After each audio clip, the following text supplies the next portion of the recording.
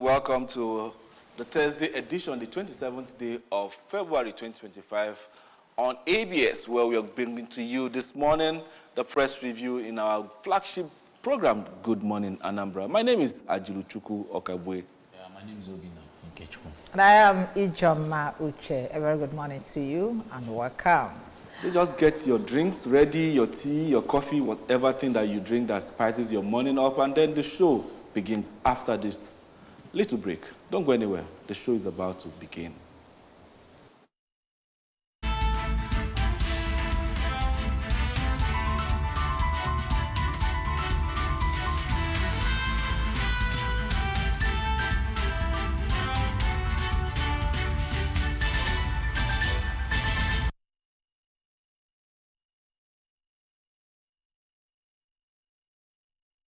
This tradition here will begin our paper review with news making headline from ABS website before we go into the national dailies. And the first story we have for you from ABS website, Renewed Hope Agricultural Support Program, Mrs. Tinubu empowers over 200 persons in Anambra State. They have arrested the two doctors To remain in custody as investigations continue. This is coming from the Anambra State Information Commissioner, Mr. Mefo. And Anambra Women Affairs Commissioner Obinabo leads advocacy ahead of International Women's Day. First made in Nigeria helicopter nears completion, takes maiden flight soon. NFF says correct 30 referees with FIFA badge today. Former Ohaneze Ndibo VP Okeko Gine calls for collective action against domestic violence. And federal government inaugurates Governing Council of Character Institute of Project Managers of Nigeria. Chile government declares state of emergency over power outage. So more like what we see in Nigeria. All right. Remember that you can get up-to-date news and information from ABS from the Facebook, YouTube, TikTok, Instagram, X, or you listen to us live on radio 88.5 or watch TV, ABS TV. Well, let's begin with the one that really projects Nigeria, talking about the first made in Nigeria helicopter nears completion, takes maiden flight soon. Wow, I never knew is this assemblage or making? Because there are two different things here. When you say something is made, that means every product, you understand, every component of it was sourced and made in Nigeria. I don't know if it's assembled in Nigeria, where you bring the components from other parts of the country and you do it, just like we had Peugeot and other car manufacturing companies in the past. Well, they said made, so it is made.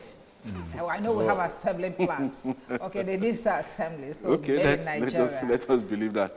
Well, it's also good to know that Renewed Hope Agricultural Support Program, the First Lady talking about Senator Oluremi Tinubu empowers over 200 persons in Anambra State.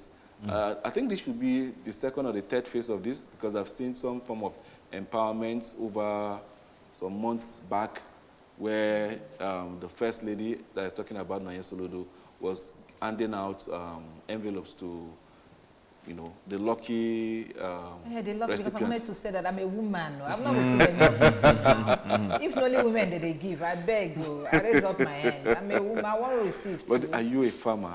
Because they're talking about agricultural. Is it farmers? Yeah, there's agricultural support. We are farmers now. Who know they farm? I get to Brazil now.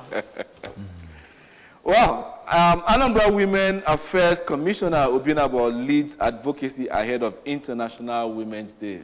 Yeah, the lady Obinabo, she's really been somebody who's been outspoken, heading the Women Affairs Ministry. She's really done a lot for the women folks, trying to fight gender-based violence, she's really been doing a lot. So kudos to her, and of course, her leading the advocacy ahead of International Women's Day. It's a very welcome development. Yeah, and you get ready to celebrate all the women in your life, not just the important ones, all the women in your life, including IJ, because the month of March is the month for women. Okay, International Women's Day. International Mothers Sunday or whatever, Okane, that's what they call it here. A whole lot of things. Women celebrate March. They look forward to March. So you get set to celebrate us. No problem. I need some packages too. At least I have two guys. Okay, Chile government declares state of emergency over power outage. That's serious. I wonder if such, states of emergency can be declared in Nigeria because of, the epileptic kind of power we have here. Yet we pay so much, but no power to actually see. So maybe this could be no power yet. There are increases here and there. Increasing this tariff, increasing I that. think it's enough for us to actually declare paying for what you have not consumed. Declare a state of emergency, and that's it. And quickly, let's go into the dailies that we have for you, beginning with the Daily Times newspaper, and then we are starting with the banner headlines. TUC wants CBN over financial policies against Nigerians. And let's see what the writer is saying there. Demands reversal of ATM fee hike, threatens mass action. Well, APC passes confidence vote on Tinubu Ganduje at NEC meeting. We will consider proposals from Nigerians before passing tax bills. Well, that's a welcome development coming from wherever that's coming from. Judge refuses Emefiele's application to rescue self. Federal Capital Territory Area Council election holds February 2026. While we have NIMET partners scared to promote sustainable development. That's all we have for you on the front page of the Daily Times. All right, on the Punch, we have election cases. APC accounts seized over 8.9 billion naira debt, says Ganduje. And a kicker to that, party incurs legal fees, others from presidential, governorship, legislative, election cases. All right, still on the Punch, we have 1.9 billion naira fraud. Ex-accountant general seeks out of court settlement. All right. We also have concerns as forex reserves drop $2.3 billion amid naira gains. We also have importers fret as Dangote lowers petrol price again, and that's on page 27 of the Punch newspaper. Pro-Obasa clerk barred from assembly threatens to contempt suit, and that's on page 26, I believe, of the Punch newspaper. Immigration arrests 378 illegal immigrants in Ogun. U.S. aid donated drugs found in Lagos Abia market. This is coming from the NAFDAC. These drugs are meant to be free. Niger, others exit from ECOWAS, effecting counter-insurgency war. This is coming from the air chief. That's on page 19 of the Punch newspaper. All right, moving to the next one, we have the Vanguard. Okay, on the front page of the Vanguard newspaper, we have the stories on top of the name template. Dangote slashes petrol price by 65 naira to 825 naira per liter. Okay, keep coming down.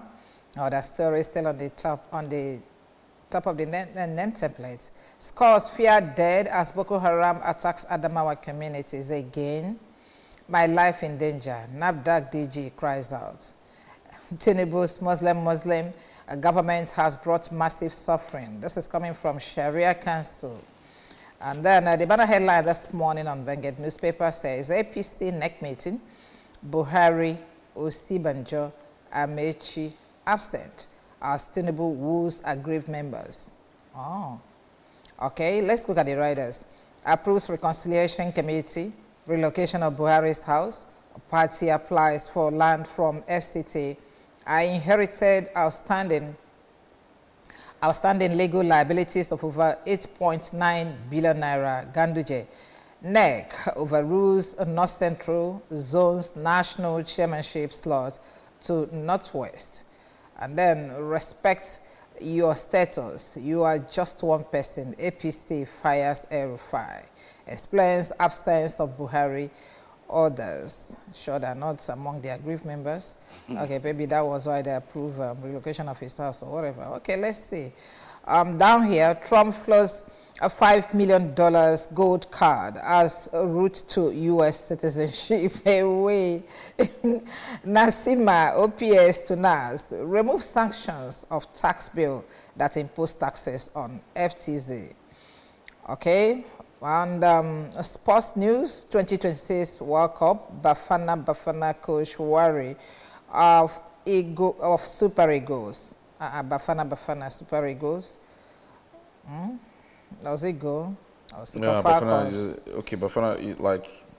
Bafana is The coach is wary of Super Eagles. But Bafana okay. is the national team We of have Bafana and Bayana, okay. Yeah, South Africa, yeah. All right. It says a group still open. Okay, any other story of interest? Okay, by this side, I have judge dismisses recusal request in Emefiele's trial. And that story is on page 10. Yesterday we asked of Emefiele's whereabouts, and today he surfaces. Okay, we've restored normalcy in Northeast Army. Is Adamawa not in Northeast? Okay, let's see. Well, let's go to the next paper for review this morning, and that's the This Day newspaper talking about the banner headline, 2027, no vacancy in Aso Rock as APC leaders pass vote of confidence in Tinubu. And the writers there are saying, President says, action on part, nation on part of economic recovery with crash in prices of foodstuff. Well, we can figure that out later.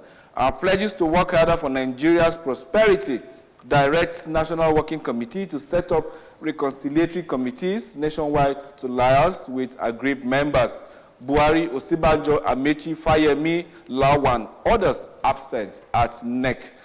Ganduje alleges he inherited 8.9 billion naira debt. And then we have NUPRC. Crude oil production rose 70% since 2021. Targets 40 billion barrels reserves. 40 billion naira barrels reserve. And then we have NAF. Al-Qaeda groups exploiting weak governance structure in Nigeria. That's interesting. Up next is the Nation newspaper. And in the Nation newspaper, we'll have confidence vote as challenge to do more. Tinubu pledges, APC NEC endorses president's policies. And also, I inherited 8.9 billion naira debt, says Ganduje. All right, still on the Nation, we'll have marketers to get Dangote petrol at 825 naira per litre in price slash. I also have FCCPC begins action on high cost of diabetes, BP medications. We have NAFDAC. We seized 1 trillion naira worth of fake drugs in Lagos and Anambra. Okay, we also have tax reform. Students subsume customs. CG Adeni cautions. Fasoranti remains Afenifere leader. All right. Tolling of Ekpe Mojoda Ijebu the Expressway begins March 24, says Ogun Agency. All right. So these are the major stories in front of the Nation newspaper. Okay, from there we'll go to Guardian to see how we regarded this morning. Dangote slashes IMF price by 65%. IPMA warns of marketers' loss. I know. Some people will just rise up for that. Okay, tax reform. Kanu warns against breach of federal character and Muslims' rights.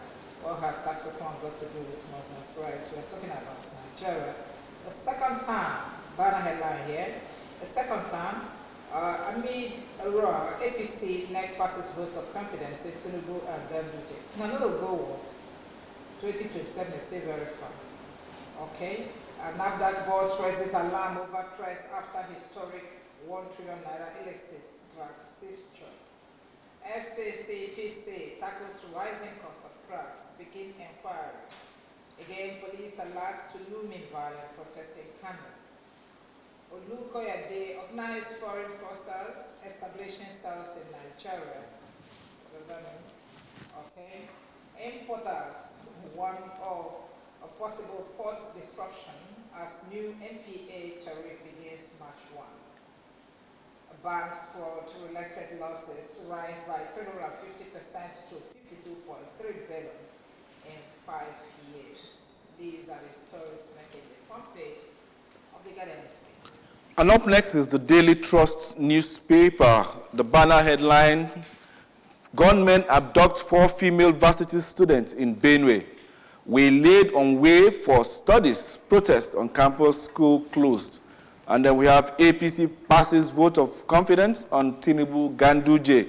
Dangote reduces petrol price to 825 naira per litre.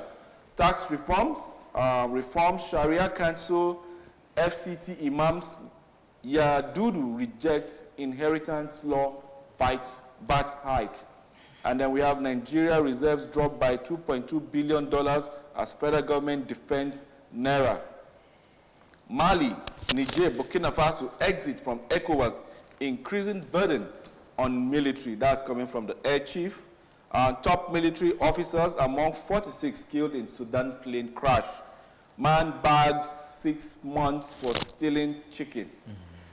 Wow, that's interesting. That's all we have for you on the front page of the Daily Trust newspaper. Up next is the Nigerian Tribune. And on the Nigerian Tribune, we have Tinubu at APC NEC asks the candidate to reconcile aggrieved members. And the kicker to that, we have NEC passes vote of confidence in him. Candidate Buhari, El-Rufai, Fayemi absent. Party replies El-Rufai. We also have Ogun government begins tolling on Ekpe Mojoda Ijebu-Ode Expressway. Court grants bail to Lagos Assembly workers arraigned over fracas with the DSS.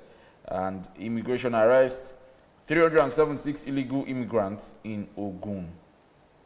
We also have US aid, UNFPA condoms, antiretroviral drugs found in sealed markets. This is coming from the NAFDAC. It says over 1 trillion naira worth of expired drugs seized by security operatives.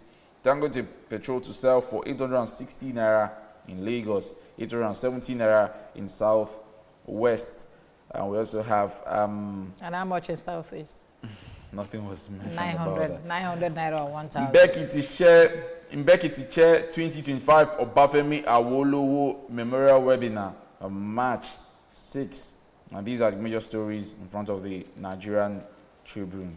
Okay, let's check out our last paper this morning, the blueprint. My life under Sarah Strait, NAFDAC DG Adeyeye cries out. Okay, and then the banner headline here says, it's a confidence vote for Tinubu Ganduje at APC NEC with some riders there. A party ratifies zoning of chairmanship state to Northwest. Embrace peace, reconciliation. President, there is aggrieved members. Buhari, Osibanjo, El-Rufai, Fayemi, others absent. And then this side will have this story. On sports, Nasarawa United, Pipremo Stars, 3 SC hold Eyimba in Aba. Sahel epicenter of global terrorism. Ghanaian Army Chief said that with a rider there, it says incident rose to 43% in 17 years. I think that's all we have for you this morning on the front pages of the dailies available to us this morning. Yeah, let's talk about this APC NEC meeting and the president talking, I guess, across all papers this morning about the need for reconciliation of aggrieved members. And I think they are beginning to sweat a little bit, even though we read last time, yesterday, talking about no vacancy in Aso Rock come 2027, and now there's the need for them to, settle scores with aggrieved members. Could this be as a result of the noise El-Rufai has been making, or could this just be as a result of, you never can say. If it happened in 2015, it's possible that it could happen again. What's your take on that? What do you think? Going into elections, although it really does bother Nigerians that at this point, some will be concerned about how things are going, the cost of the high cost of things, basic things and all that. And, somehow the party is talking about the next elections. Of course, this is what they should talk next about. 2 3 years. Of course, still holding on to power or thereabouts, which, of course, that is what every political party should or would be interested in. But I believe if you, I was thinking the ideology of a political party was to protect the life, make life even easier for its citizens. I'm not talking about aggrieved members in your party. Probably the APC. But it's a party meeting. It's not Nigerian meeting. It's not a party. It's not NEC meeting. But this is the party in power. That's what I'm saying. They discuss their issues. Yeah, they discuss their issue. Probably the APC feels things are getting better, or they're trying their best possible to get things right. But of course, economic forces, or the normal, I won't want to say trading blames or something. So probably Nigerians are not seeing it yet, and all that. Probably they're making efforts, but of course, this is over 18 months, going 24 months that they've been in power, and little or nothing to probably show for it. But of course, we're still hopeful. To show. There's a lot to show, a lot of suffering to show. It's positive. We're talking about positive. We're talking about positive. No, that's what I'm saying. Probably the APC feels, perhaps that's why you're talking about there's nothing to show for it. These are people that gathered and they are telling us that there's a vote of confidence, you understand, on the party chairman and then the president. The president, of course.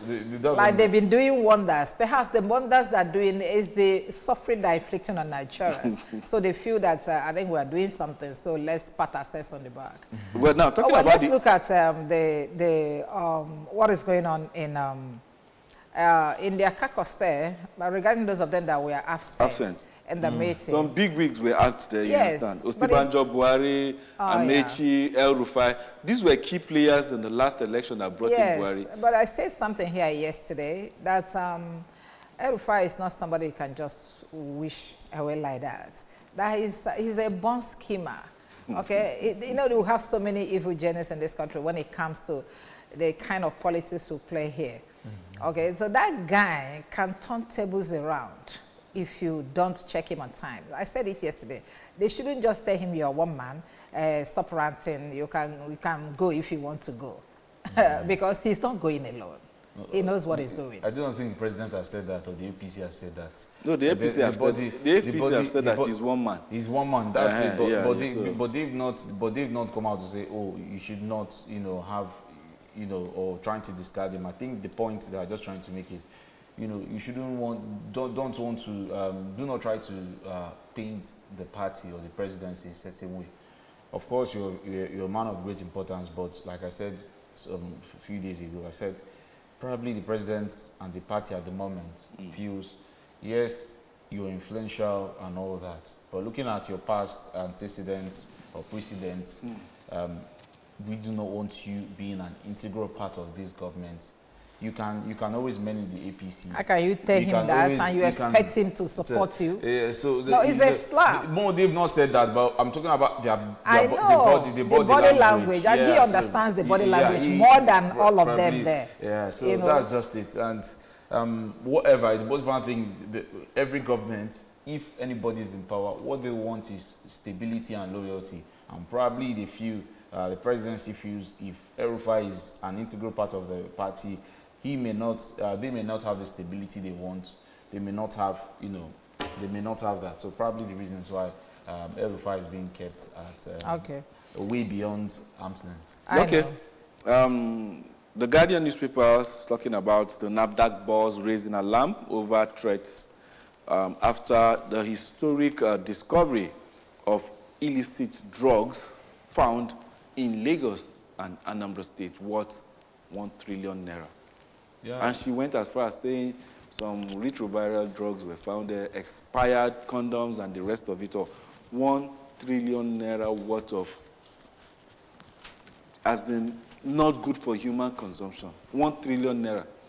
Not just the one. The issue is, Nigerians are very, very daring and bold. That one could, so there's a cartel of fake drug manufacturing to the tune of 1 trillion. That is mind-boggling, sincerely speaking. So if half of that should make the original one, why not invest 500 billion to get the real thing, and you still make the business and still make the money. 1 trillion is very, very huge. And now those people that have invested this money, that are losing these products that will be confiscated, I hope they get to face the penalty. There should be punishment for this. It's not a case of just locking up shops, bringing out the goods.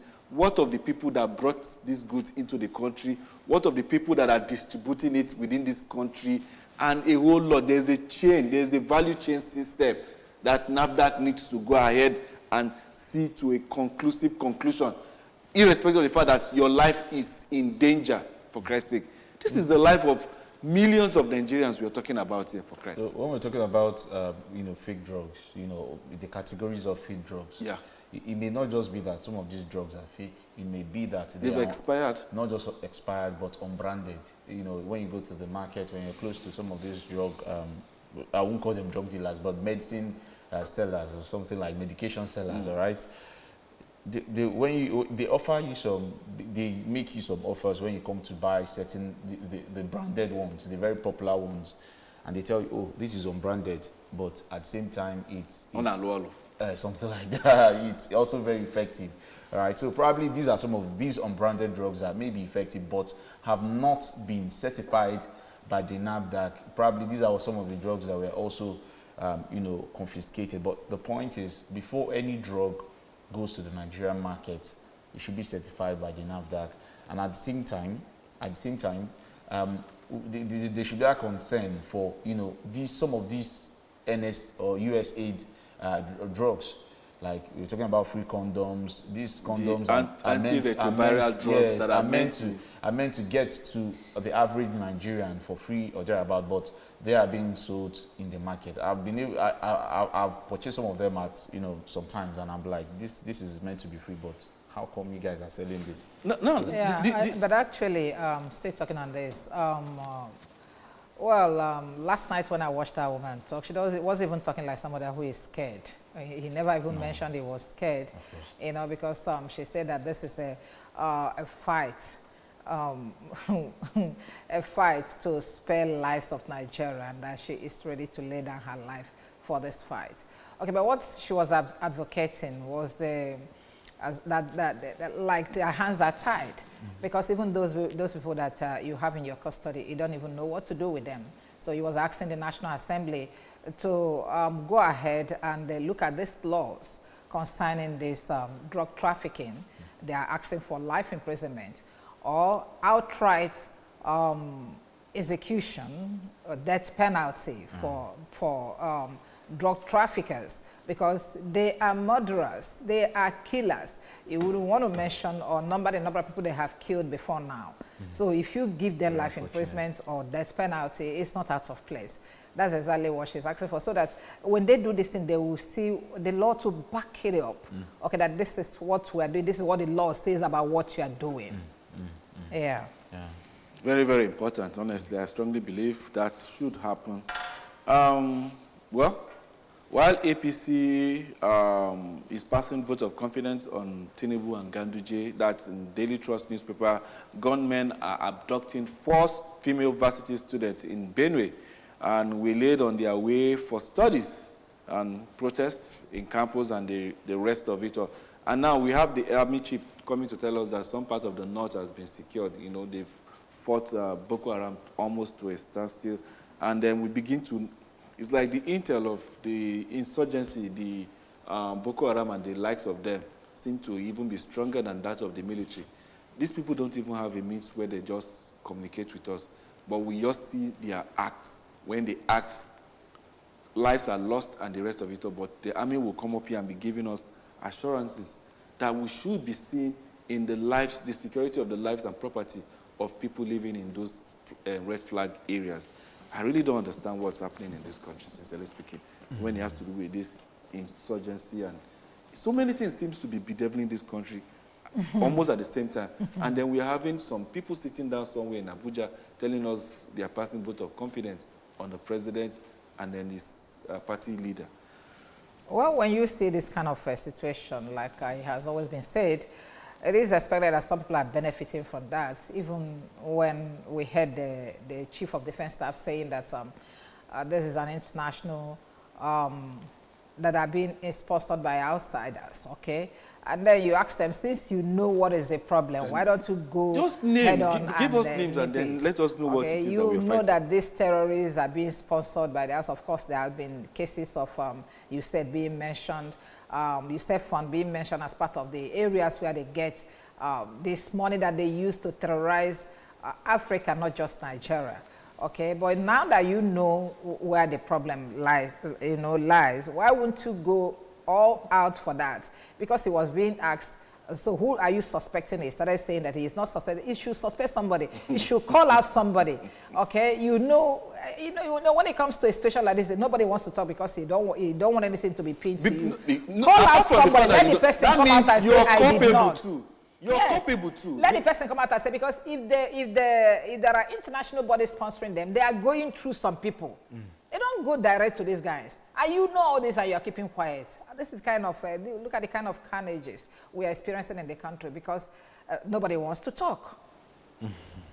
Well, while nobody's wanting to talk, there on the Vanguard newspaper, Tinubu's Muslim ticket government has brought massive suffering, and that's coming from the Sharia Council. So imagine when the people that the Muslim ticket were meant to favor are now the ones screaming blue murder, that what we thought should have gone in favor of us, in fact, the entire country is now suffering. And you begin to wonder what is actually the relationship here. Is it that they would have preferred a Christian ticket, or they were hoodwinked into believing that the Muslim ticket would probably make Nigeria the land of milk and honey? And that thought process is actually very problematic, where we're always thinking about religion, we're always thinking about, when it comes to people that tribe, will represent when it comes to people who lead us right, it should be about people with integrity, people that has people with the right intention for us as a nation, because this is what we've suffered over the years. A certain part of the country feels, if these people are not coming from my part of the country, then it's not going to happen. It doesn't really matter if this person, has what it takes. Has what it takes, or has the right intention for this country to move forward. And funny enough, even when someone from their own tribe or from their own region came into power at a point and things were going proper, they were not okay with it. They fought so hard to make sure that something happened to that person. And when his predecessor or his vice came up and started continuing from where that person you probably stopped, it still became an issue. So we should not have that. Even if it's okay, let's assume we want to be tribalistic, or we want to have these sentiments of our leaders being from where we are from. Can't we make sure that these guys are the top? Can't we make sure that these guys are the best, so that it brings, when the ballot comes, even if we decide to go for party A or party B or party C or party D, we all know that at the end of the day, we did not make any mistake, but we were going to keep making that mistake, because whether you like it, even when you go on X today, you see tribe is always an issue. I don't even think is the Muslim ticket is the problem here. But the fact remains that most people, or most Nigerians, don't really see it coming. It depends on the competence of the people that you have chosen to lead you. Okay, give it to them. The vice president has been a governor, and then the president has been a governor, but you govern the state. Okay? It is not whether it's a Muslim or Christian, or if you are incompetent, you are incompetent. Yeah. It's as simple as that. So if you still get what they call Hindu ticket and giving it to people that are incompetent, this is what you still get, or even worse. Yeah, still talking about paper review this morning. The Punch newspaper, election cases. APC account seized over $8.9 billion debt. Naira debt, says Ganduje. So you begin to wonder what happened to the 100 million Naira you guys collected for tickets. I think there were 29 candidates that were vying for presidential tickets, and you collected 100 million per head. And you're not telling us that your account is seized just because you inherited 8.9 billion. I think who is pulling who here? These are major issues. I remember sometime, there were talks about the fact that I do not know about the integral, how, most political parties, especially the major political parties, run their accounts. But I remember there was a statement someone made saying, oh, political parties don't actually have bank accounts. They do not have official bank accounts. Most of their monies are being kept in certain, will I say, shady accounts or something like that. So how, the APC coming out to say, oh, that they are in debt. Who said they don't have official account? Once they're registered, you can have official accounts. That's what I'm saying. So it's on them. So the parties refusing to have an official bank account.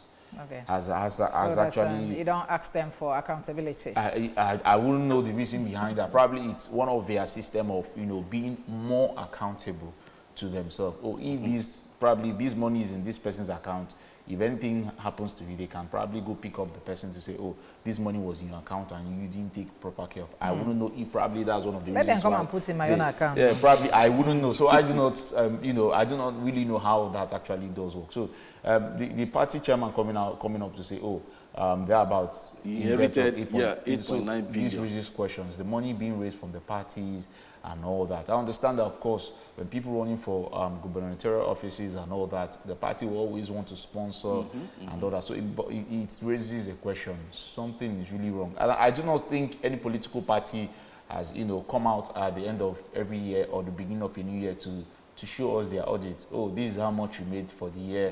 This is how much you spent for the year. It's a party this is the thing. balance we have. So I do not think any political party has done that. It's a family affair. Yes, once political parties begin to do this, then we begin to... You know that they want more to be pushed in, but I think he gave reasons why he's having this kind of problems. Of course, we know what happened after the elections.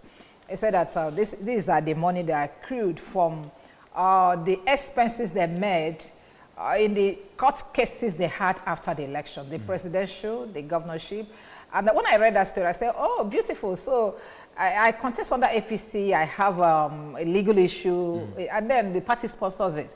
Okay, but that's what he's trying to say, that these are the money that they used to, sponsor people that had court cases.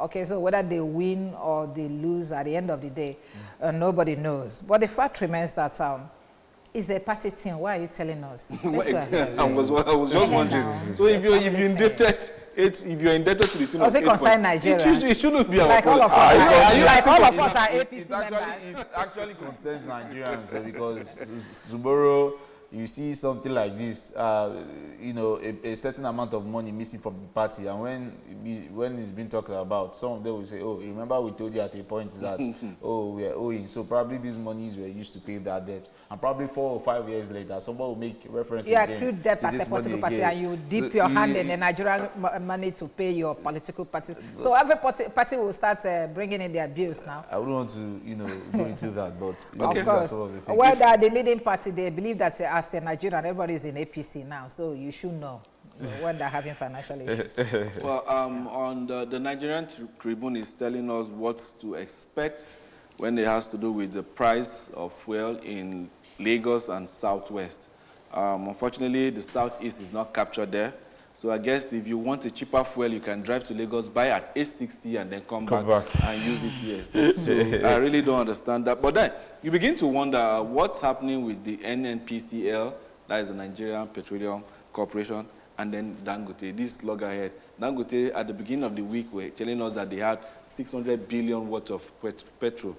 And Nigeria is telling us that, Ipman rather is telling us that NNPC, federal government is owing them 100 billion on bridges cost, you understand? And Dangote is telling us, okay, fine, let me remove 65 naira from you guys per liter and sell at 860 naira. I mean, 825 naira for you to pick up. So, and the marketers are complaining. It will affect the marketers that have bought at a very high cost. How will they start selling? Do we all need to relocate to Lagos in order to get this fuel at 860 naira? No, really, you guys, you have money now. You should understand now. The Southeast, that's where they take the money and then sponsor other areas. But that's what it's like. The point is, I do not think it's political. It's more, it's basic business. It's just basic business. Oh, you can't sell at this rate. Oh, no problem. I can't sell at this rate. You're having issues with selling at this rate. Oh, don't worry. I don't want to have the issues. I can't sell at this rate. So, we're talking about business. Of course, we know that private sector drives the economy better than the public sector. But what I'm trying to say is, we are looking at a situation where in future now, it is Dangote refinery that is going to control oil business in Nigeria. It's inevitable, you know, looking at it's quite inevitable. Looking at how Dangote came into how Dangote refinery came into play, of course, and at the same time you can't blame him. That's what value that's what value actually means. You're seeing a vacuum. Oh, the refineries are not able to, you know, refine enough fuel and other products and all that. But he stubbornly, because it was really one of the statements, he said next time he doesn't think he's going to do this. He took the risk. What does that mean? You should know that does not belong to him alone. Yes, the Dangote refinery belongs to the big boys of Nigeria. He took it's the risk. Just the figurehead you know, there. Collaborated, and somehow he has a refinery. And funny enough, at a point, Nigeria actually had about, that's the Nigerian government, had about, I think, I don't want to state a wrong number, but I think around about 30 to 40% of shares. So if you're actually having about 40% in the private sector, of you're course, a stakeholder. You're a stakeholder, and it doesn't really sound well, of course. So on a personal note, I've always been of the proposition that these local refineries should at the same time be empowered, not just Dangote. All these local refineries, these places that have been burnt in the hinterlands of the country, people being arrested. Why Call not it what it is now, illegal refineries. So why not empower these people? Why not, give them, okay, come together, we are going to license you, but on the condition that this is the only way you have to refine and all that. And of course, believe me, if the federal government is intentional, the price of oil and other, this thing will come down. But of course, probably to the best interest of the federal government, and they know the reasons why they're saying you cannot keep refining locally. Well, still talking about what we have on the dailies, and this time around we want to see how 378 illegal immigrants were found in Ogun State. Well, we'll say kudos to immigration for that huge arrest. And then proper investigation should be done in order to know what their activities actually were in the location where they were found. And 1.9 billion fraud, ex-accountant general 6 out-of-court settlements. Sincerely speaking, sometimes there are some stories that are very, very amusing, and it ridicules your sense of, let's say, patriotism and who you actually are. 1.9 billion fraud, and you're talking about out-of-court settlement. Where the money that you're using to do the out-of-court settlement, where is it going? That money, this is talking about the ex-accountant general, for Christ's sake. Is this not Nigerians' money we're talking about here? Our tax that we're talking about here. Why should there be out-of-court settlement if you guys are found, or if he's found guilty? Everything that he stole or embezzled should be retrieved from him and then he's sent to jail. That's why corruption will not abate in Nigeria very soon, because nobody is punished for anything. Okay? Somebody who stole a chicken now. It's 6 months. 6 months. And then somebody stole 1.9 billion, or probably misappropriated. You understand? And he's seeking out of court settlement. The point is, court processes are in different ways, but I do not think, probably, I wouldn't want to say it's a tabloid issue, them not, phrasing it correctly or something, but probably it's more like a plea bargain. Oh, I actually did take this amount of money, or yeah, if I'm meant to spend 2 weeks in prison, or if there are consequences for this, you can reduce the consequences. There's no plea bargain here. So the caption is 1.9 billion fraud. Ex-accountant general 6 out-of-court settlement. With who? With Nigerians? Not Nigeria, but the court of lawyer. Not the Nigerian money still. It's not Nigerian. And Nigerian money is still. Accountant general and Nigerian money is keeping. So that's just the thing. So he's settled out of court with who? Of course, the government. So that he doesn't languish in jail. Can you imagine the kind of country we'll find ourselves in? It's just unfortunate, but then let's see how we go before we wrap up because of want of time.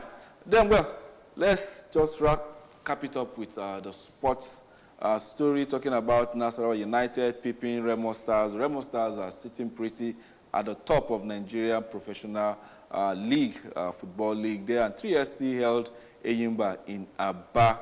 Eyimba, just like you have Manchester United in the English Premier League, it seems to be like falling giants, no longer punching, you know, above their weight category. But that's football. They say, I get them before, not be property.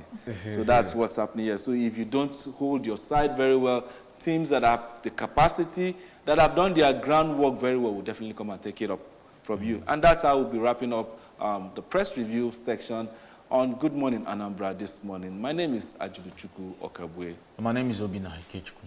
And I am Ijoma Uche. Good morning. Up next is our discussion segment. Don't go anywhere. The show continues.